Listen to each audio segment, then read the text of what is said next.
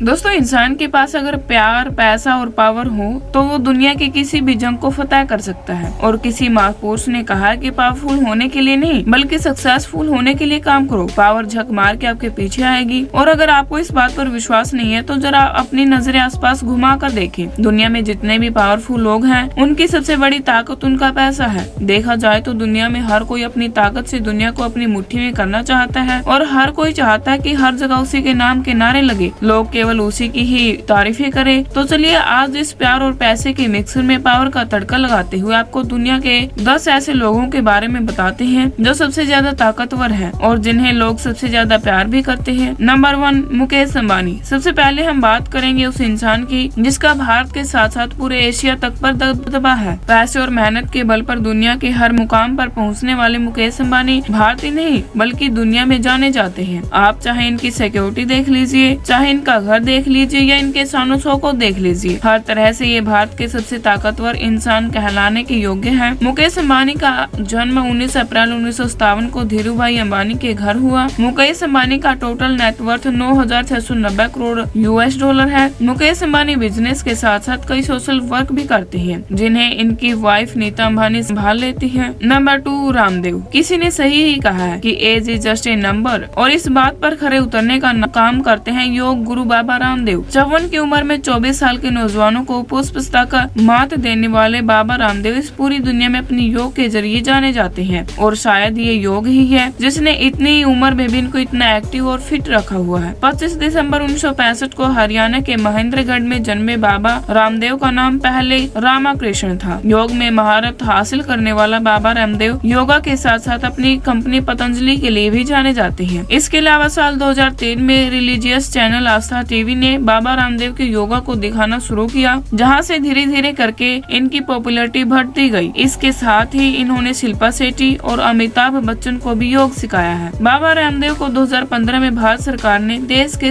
दूसरे सबसे बड़े नागरिक सम्मान पद्म विभूषण से सम्मानित किया था। इसके अलावा जनवरी 2007 में कलिंगा इंस्टीट्यूट ऑफ टेक्नोलॉजी ने बाबा रामदेव को डॉक्टर की स्टैंडर्ड डिग्री भी दी थी। नंबर 3, सुंदर पिचाई। भारत एक ऐसा देश है जहाँ के लोगों ने अपने देश का पूरी दुनिया में नाम रोशन किया है, तभी तो आर्यभट्ट से लेकर सुंदर पिचाई तक ऐसे नाम हैं जो शायद ही कोई ना जानता हो। और आज हम दुनिया के सबसे बड़े सर्च इंजन गूगल पर राज कर रहे भारतीय सुंदर पिचाई की बात कर रहे हैं। ये गूगल के CEO होने के साथ साथ आज लाखों भारतीयों के लिए मोटिवेशन का एक जरिया भी है। चेन्नई में 1972 में जन्मे सुंदर पिचाई ने अपनी पढ़ाई IIT खड़गपुर, स्टैनफोर्ड यूनिवर्सिटी और यूनिवर्सिटी ऑफ पेंसिल्वेनिया जैसी बड़ी यूनिवर्सिटी से पूरी की। 2004 में प्रोडक्ट और रिनोवेशिया के तौर पर गूगल ज्वाइन करने वाले सुंदर पिचाई का सफर इतना आसान नहीं रहा था। सुंदर ने ही गूगल ड्राइव, जीमेल ऐप और गूगल वीडियो बनाए। उनके बनाए गए क्रोम OS और एंड्रॉइड ऐप ने गूगल को सभी ऊंचाइयों पर पहुंचा दिया, जिसकी वजह से उन्हें गूगल का CEO बनाया।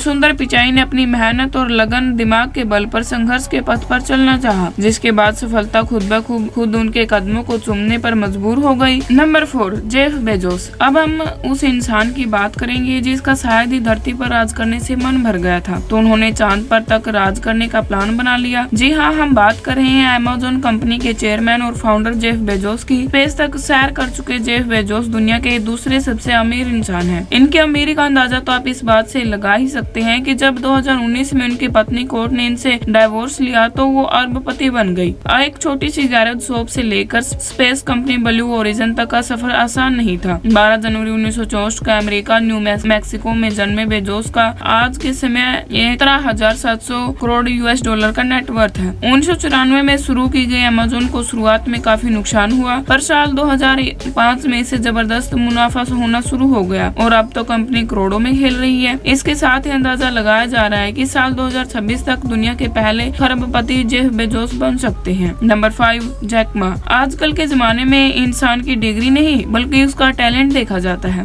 एक समय में मैथ्स में 120 में से 1 नंबर लाने वाले जैक मा आज पूरी दुनिया में एक सफल एंटरप्रेन्योर के रूप में देखे जाते हैं। Alibaba.com के फाउंडर और इस समय चाइना के सबसे धनी इंसान जैक मा की सफलता की कहानी भी सुनने लायक है। 10 सितंबर 1964 को चाइना के एक छोटे से गाँव में एक गरीब परिवार में जन्मे जैक मा की आज के समय में नेटवर्थ इतनी ज्यादा है कि आप सुनकर दंग रह जाएंगे। एक समय में गरीबी की दलदल से जूझ रहे जैक मा की आज नेटवर्थ लगभग 2370 करोड़ US डॉलर है। केवल 20 लोग और खुद के आइडिया से शुरू की गई जैक मा ने आज अपनी कंपनी को दुनिया के हर मुकाम पर पहुंचा दिया है। साथ ही दुनिया की सबसे बड़ी ई कॉमर्स कंपनी eBay को भी केवल 4 साल के अंदर ही चाइना के बाहर निकाल दिया। Number 6, Cristiano Ronaldo. दोस्तों, कहते हैं कि सफलता का स्वाद ऐसे ही चखने को नहीं मिलता, उसके लिए इंसान को कई दुख के पहाड़ झेलने पड़ते हैं और कई संघर्षों की सीमा को लांघकर गुजरना पड़ता है और बस अपने सपनों को पूरा करने की इच्छा रखनी पड़ती है। ये सब हम इसलिए कह रहे हैं क्योंकि हम जिस इंसान की बात कर रहे हैं वो केवल अपने देश में ही नहीं बल्कि पूरी दुनिया के लोगों के चहेते हैं। आज इंस्टाग्राम पर राज करे क्रिस्टियानो रोनाल्डो के आज पूरी दुनिया में सबसे ज्यादा फॉलोअर्स हैं। 5 फरवरी 1985 को जन्मे रोनाल्डो ने महज 8 साल की उम्र में लोकल टीम के लिए फुटबॉल खेलना शुरू कर दिया था और आज ये दुनिया के दूसरे सबसे अमीर फुटबॉलर हैं, जो सबसे ज्यादा गोल करने के मामले में दुनिया में दूसरे नंबर पर है। रोनाल्डो अपने फुटबॉल के अलावा अपने गुड लुक और फिटनेस के लिए भी जाने जाते हैं। इसके साथ ही इन्हें अब तक कई टाइटल्स और अवार्ड भी मिल चुके हैं, जिसके बारे में बात की जाए तो एक पूरी लिस्ट तैयार हो जाए। रोनाल्डो का आज के समय में टोटल नेटवर्थ देखा जाए तो $500 मिलियन के आसपास है। नंबर 7, दलाई लामा। दुनिया में देखा जाए तो धर्म से बड़ी कोई ताकत नहीं और इस धर्म की राह पर चलने के बारे में बताए तो वो धर्म गुरु होता है। पर अभी हम बात करें उस इंसान की जिसको हर धर्म के लोग मानते हैं। हिमालय की पहाड़ियों में बसे दलाई लामा पूरी दुनिया में जाने जाते हैं। दलाई लामा दरअसल तिब्बतियों के सबसे बड़े और महान धर्म गुरु की पदवी है, जिन्हें एक समय में तिब्बत हेड ऑफ स्टेट गौरव मिला हुआ था। लेकिन तिब्बतियों के अत्याचार को देखते हुए करीब 15 दिनों का कठिन सफर पूरा कर 23 मार्च 1959 को भारत आ गए थे। तब से दलाई लामा हिमाचल प्रदेश के कांगड़ा डिस्ट्रिक्ट में स्थित खूबसूरत शहर धर्मशाला के पास मकलोनगंज में रहकर तिब्बत शांति के लिए नॉन वायलेंस स्ट्रगल कर रही है। तो आज के लिए बस इतना ही, मिलते हैं फिर और अगली वीडियो में जाने से पहले आप इस वीडियो को लाइक, कमेंट और शेयर करना ना भूलें और अगर अभी तक आपने हमारे चैनल को सब्सक्राइब नहीं किया तो जल्द ही सब्सक्राइब कर ले ताकि हमारी सारी वीडियो आप तक सबसे पहले पहुँच सके। Thanks for watching, good bye.